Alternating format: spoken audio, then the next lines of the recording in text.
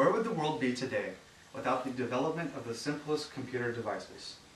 We would still be doing taxes by hand, enjoying much of our recreational time outdoors, and we would not be able to travel the world in mere hours. All of these things have been made possible due to the efforts of 4 people.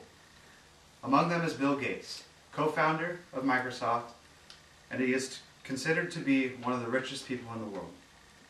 Where did all his success begin, and what challenges did he have to overcome to get there?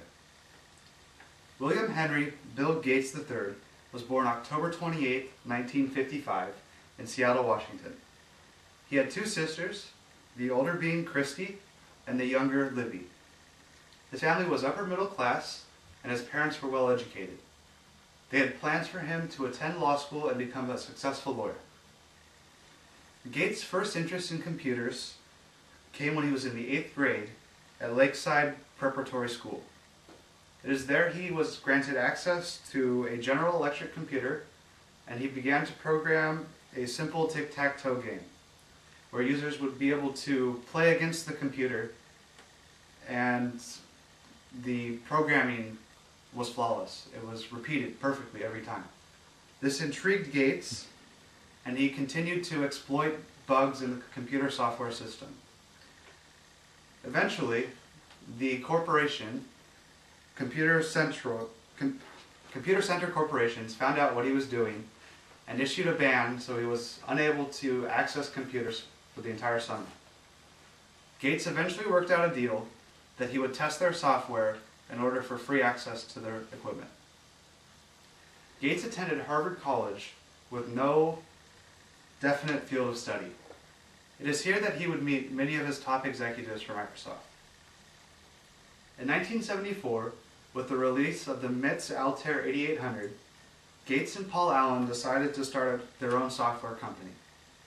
This drew ample support from Bill's parents, even though they had intended for him to become a successful lawyer.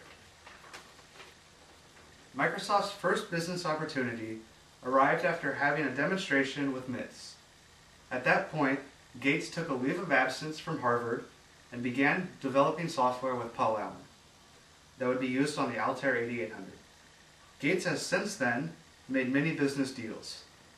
The most successful of his career was a deal with IBM in 1980, which first put Microsoft on the big market for computer software. Gates has since been president of Microsoft, as well as the chairman of the board of directors. While managing Microsoft, some of Gates' decisions have come into question. Microsoft was charged and found guilty of monopolization in 1988. This, however, did not stop Gates from continuing to push Microsoft to stay on top of the computer operating system market. Recently, Gates has constructed the Bill and Melinda Gates Foundation, in which benefactors are allowed to have direct access to where the money from this foundation goes. This is the largest transparently operated charity in the world. And over the past 10 years, Gates has increased the amount of money he puts into this account to continue to help impoverished nations. It's interesting how the life of one man can affect the flow of technology so strongly.